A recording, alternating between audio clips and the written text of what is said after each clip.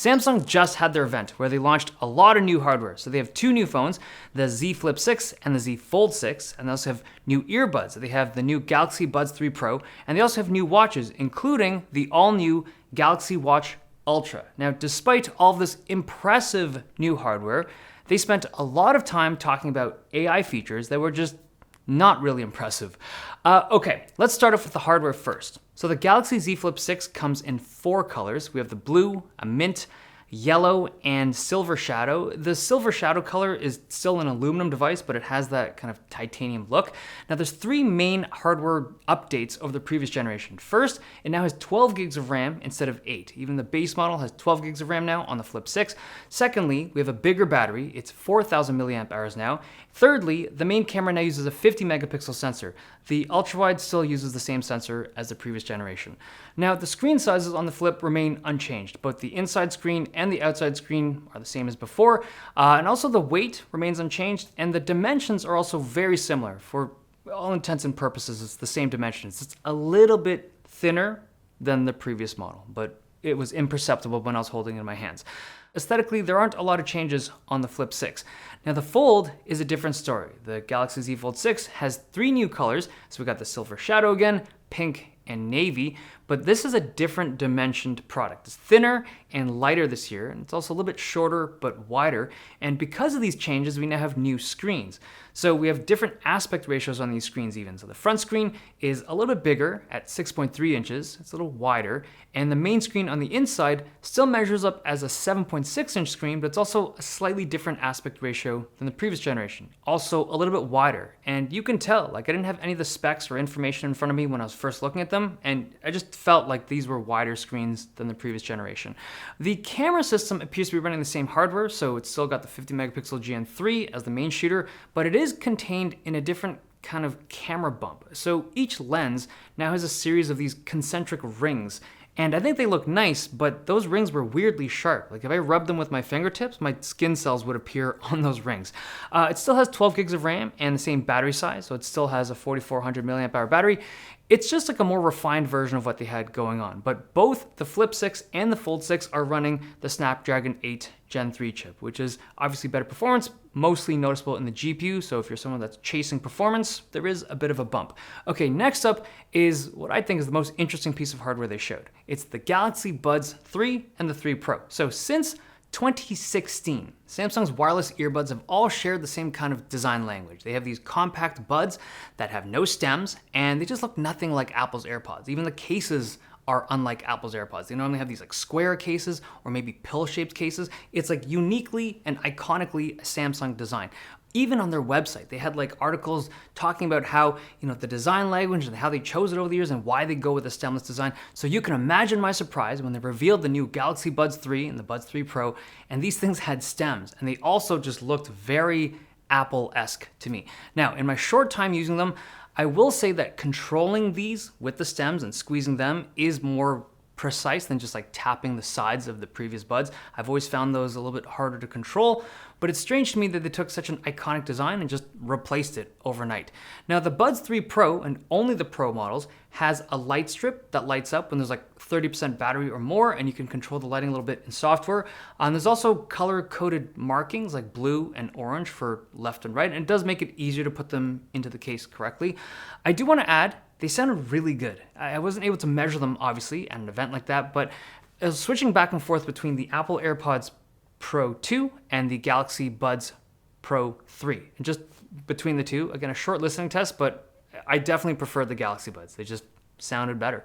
Okay, the last piece of hardware, their watches. So they have the new Galaxy Watch 7, but the new star of their smartwatch lineup is the Samsung Galaxy Watch Ultra. And like the Apple Watch Ultra, it's built to be more rugged, it has a longer battery, and it's made out of titanium.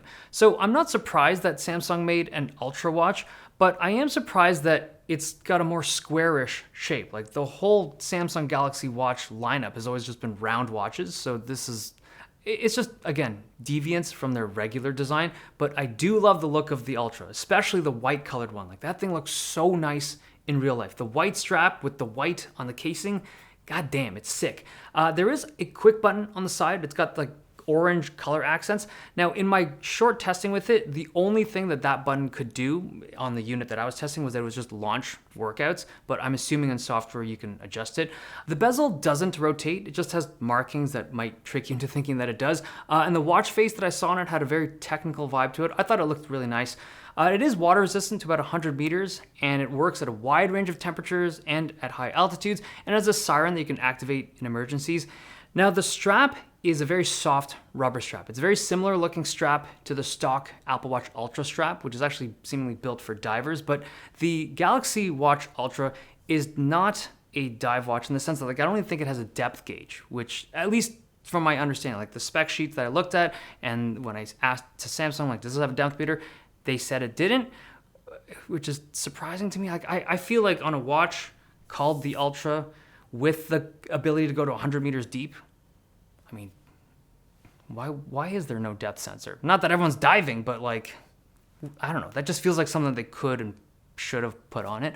Okay, so that's the hardware, and it's really cool stuff, but I want to move over the conversation to the AI software because I feel like Samsung spent a lot of time talking about AI stuff. Okay, so I'm going to rewind a little bit. In January of this year, so 2024 January, when they launched the S24 products, Samsung kind of officially launched Galaxy AI. And this product stack was cool. They had some AI photo editing tools like Generative Fill. They had some live translation tools that actually work really well with the new Flip because it's got that pop-up screen. And you also can summarize big walls of text into point-form notes. And there were other tools, but I think most users would agree that as fun as these features were to play with and as cool as they might seem on paper, none of it was like a must-have feature for 2024. It was all just neat. So when Samsung at this event was like, hey, we got some new features, there was a part of me that was doubtful. So the big one they showed was their new sketch to image, where you can crudely draw something on the screen and Galaxy AI would generate an image for you. Now, I tried it a few times and I think the idea is cool. It's fun to play with for a bit, but for one, it's really slow. The wait time is heavy. And then the results are just not great. I drew a Ninja Turtle and got a few variants that were comical. I get that the results will get better in time as the model gets better, but it just feels like this type of stuff is not useful for most people. Now, there is another thing they showcased where they had AI tools in Notes that could assist your writing. You can use it to check your spelling and grammar, or you can use it to change your writing style. You can write a poorly crafted message, and then the AI will give you a few options to make that message more professional or more polite. This is all stuff we've seen before on other platforms, and it's good that Samsung's bringing it to their users. But they also had this generative AI storytelling tool where you could prompt it with a little bit of guidance, and then it would write a full story for you. The idea of it is interesting, I guess, but it's more of a tech demo, right? You look at it and you're like, hey, that's kind of neat, but very few people would actually use most of these tools. I think the grammar and spelling, sure, but come on, man. I look at that stuff and I'm like, what? Why is this the headlining AI feature that they're showing right now? Especially when you have stuff like Apple Intelligence on the horizon, where Apple wants to be able to access your emails and your calendars and your contacts and your messages and be able to just derive context out of all that stuff to deliver a digital assistant. That AI product that they are claiming to be able to deliver is really cool. It's super ambitious. Who knows if they'll actually be able to deliver it? But when people see that Apple Intelligence product, it seems like there's real utility there. The Samsung Galaxy AI stack, it just feels like so broken up into pieces, and I can't foresee how all of it ties together for Samsung. Now, I do imagine that they must be working on something that's a bigger picture thing. They have to, right? Especially because of the competition. But right now, after this event, I look at it and I'm like, I can't envision it yet. I still can't. But there you have it. Awesome hardware, as always, from Samsung. But what do you think? Is the software that cool?